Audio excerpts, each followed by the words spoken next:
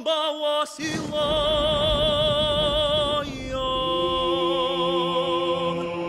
Abu ya horjach nawa Amondai khayjun Fen blajay khash kudwam Akhamar farra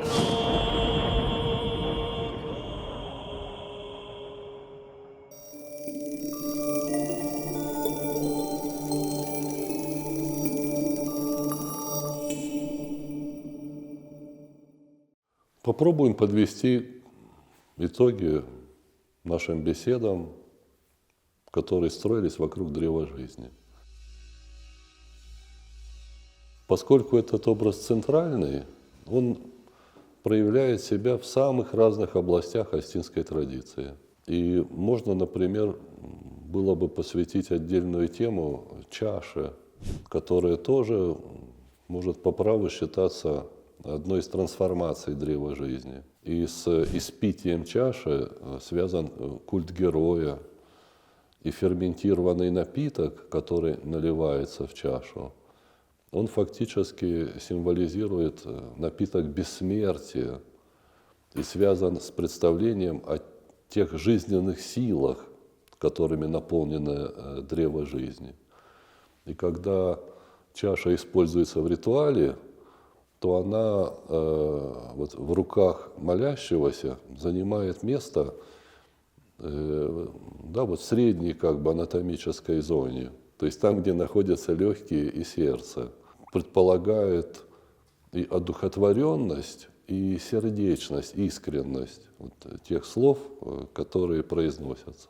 А сам ферментированный напиток – это, собственно, и есть вот этот изначальный мировой океан, в котором в неразделенном состоянии присутствует жизнь и смерть. Потому что ферментация, она может быть источником новой жизни. Да, если мы дрожжи добавляем в муку, получается тесто. И наоборот, ферментация может стать основой разложения, в том случае, если процесс не будет вовремя остановлен. Удивительным образом эти процессы оказываются связаны с системой ценностей, с представлениями о добре и зле. Но с другой стороны, подобное положение, оно, конечно, во многом предсказуемо и ожидаемо, поскольку традиционное сознание не допускает чистых абстракций, которые бы никак не были связаны с чем-то предметным. И поэтому, когда речь идет о проявлениях зла, да, вот то, что в остинской традиции связано с лексемой «фд», да, то есть «плохой», и с целым вот таким богатым словообразовательным гнездом, которое строится, выстраивается вокруг этой лексемы. Вот, например, «фдваг», да, то есть «плохой», да, балованный, тот, у кого, значит, плохой склад характера, или фыджонт, это тот, кто вот злокозненный, злонамеренный, или фытбылыш, то есть беда, или, например, в молитвословиях, когда обращаются вот к тому же Василла, да, то говорят «фыддымгая фыдвареной на бахиш», то есть избавь нас, защити нас от злого ветра, от злого дождя, потому что дождь может быть и благостным. И здесь важно, что вот это «фд» – это прилагательное, которое по своей природе пищевое, вкусовое, и оно значит гнилое, разлагающееся. А напротив, вот все, что хорошее, это как бы вкусное, сладкое. Не случайно при освящении 3 пирогов в этих формульных текстах присутствует выражение «аччанан сарайш», то есть «прими их во благо, пусть они придутся тебе по вкусу». И вот если в самом таком кратком изложении, в первом приближении, то вот что нам открывает изучение чаши с ритуальным напитком. Другой трансформации мирового древа можно считать оружие, в частности лук.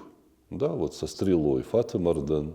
В самой традиции лук уже космологизирован, то есть он вписан в координаты мироздания, потому что радуга по-осетински называется сослание андура, то есть, собственно, лук сослана, или называется арверден, то есть небесный лук.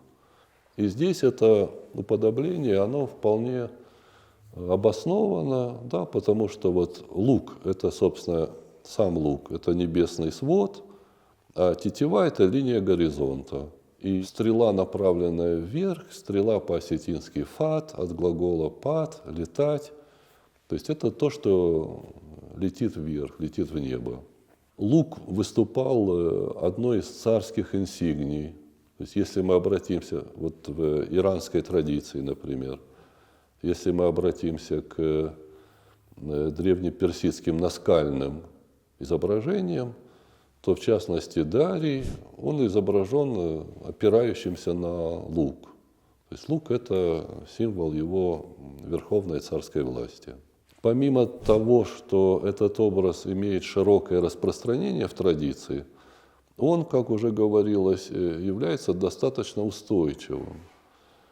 И он находит прибежище не только в детской субкультуре, да, потому что дети всегда рисуют, значит, родителей, да, папу, маму, себя.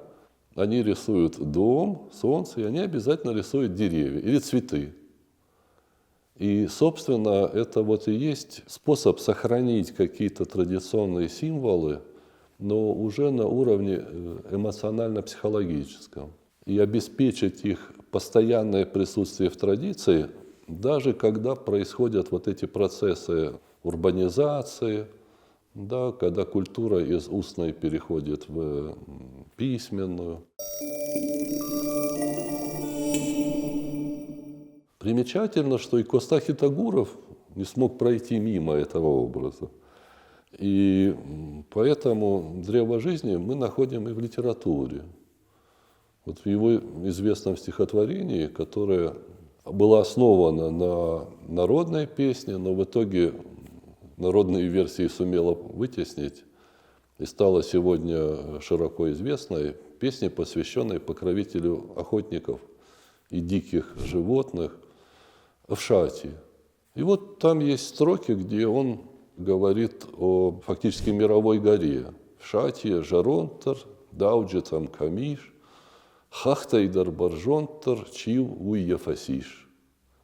То есть Вшати самый старый вот из небожителей, и из гор та, которая самая высокая, она ему и досталась. А дальше он продолжает. Мит ладжи сашшая шхижам водных аш, раш я аш таужая юна же балаш. Да? То есть снег он обманчивый, вот поднимись, и тогда уже поговорим. И прямо в центре вот этой горы растет сосна. Причем упоминание снега, оно здесь как бы литературное, да, что снег слепит. Но он еще здесь выполняет и мифологическую роль. То есть снег – это значит, что гора – это действительно самая высокая, что она зимой и летом покрыта снегом. И вот там находится эта самая ель. А ель – это одно из воплощений мирового древа.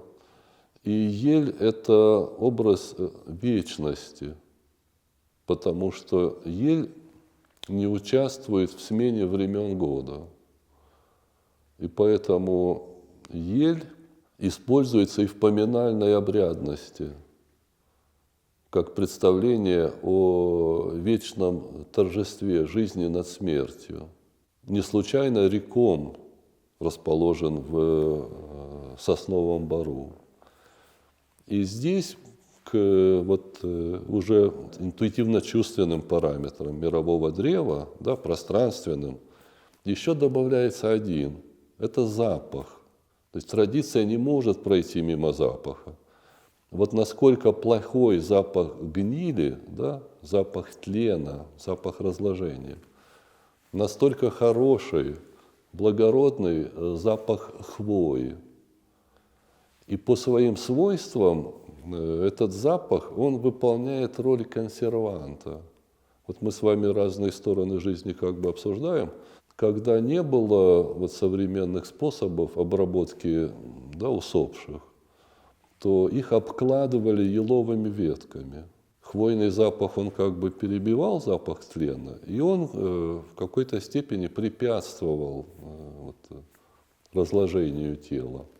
И Коста Хитагуров, который был невероятно чутким к традиции, не мог, конечно, мимо этого пройти. И здесь я бы вспомнил еще и о можжевельнике. Тоже он присутствует у Коста, но здесь он уже присутствует в разных, то есть в зависимости от его художественного замысла.